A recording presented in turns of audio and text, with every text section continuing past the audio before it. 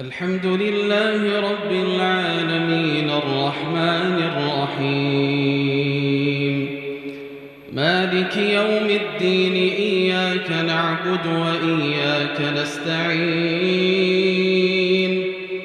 اهدنا الصراط المستقيم صراط الذين أنعمت عليهم غير المغضوب عليهم ولا الضالين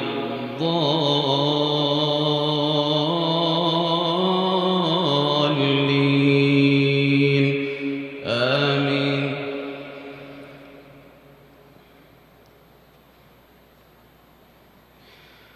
إن هذا القرآن يهدي للتي هي أقوم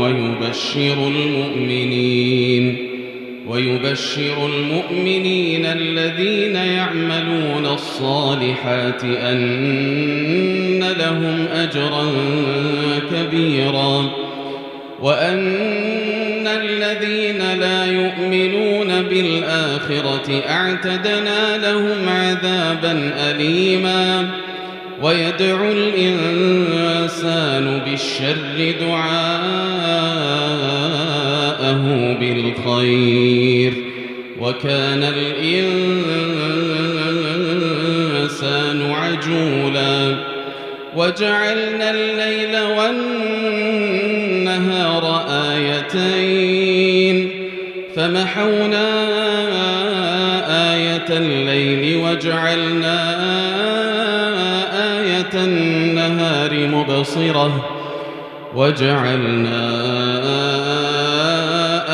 النهار مبصرة لتبتغوا فضلا من ربكم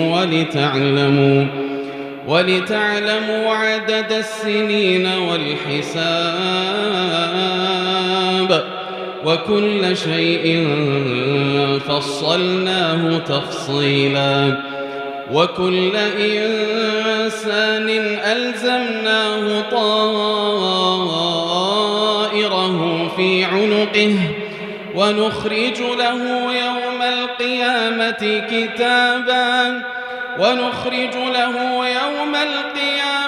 كتابا يلقاه منشورا. اقرأ كتابك كفى بنفسك اليوم عليك حسيبا. من اهتدى فإنما يهتدي لنفسه ومن ضل فإنما يضل عليها ولا تزر وازرة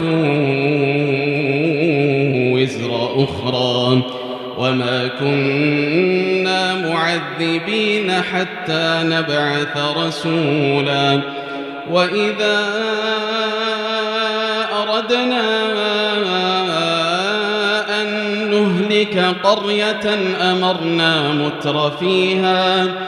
أمرنا متر فيها ففسقوا فيها فحق عليها القول فدمرناها تدميرا. وكم أهلكنا من القرون من بعد نوح وكفى بربك بذنوب عباده خبيرا بصيرا. من كان يريد العاجلة عجلنا له فيها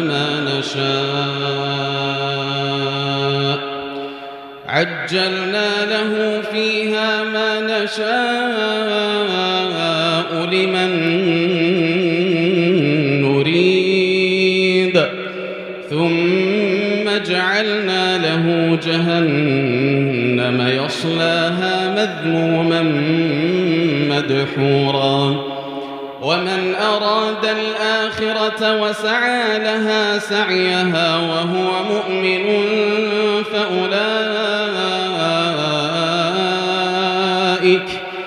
فأولئك كان سعيهم مشكورا. وكلا نمد هؤلاء وهؤلاء من عطاء ربك وما كان عطاء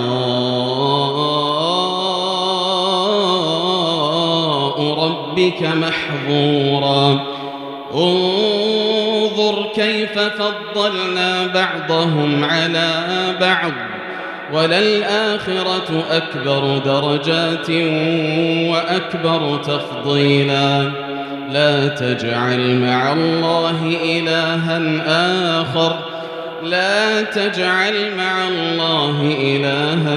آخر فتقعد مذموما مخذولا وقضى ربك ألا تعبدوا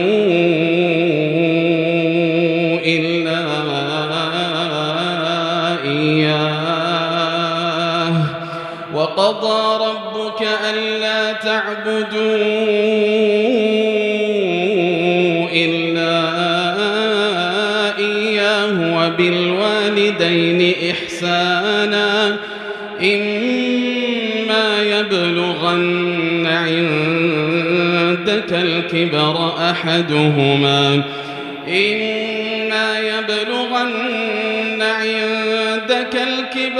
أحدهما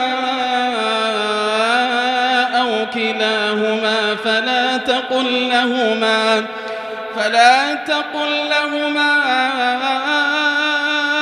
أف ولا تنهرهما وقل لهما قولا كريما واخفض لهما جناح الذل من الرحمة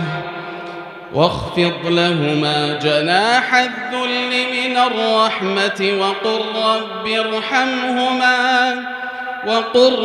ارحمهما كما ربياني صغيرا.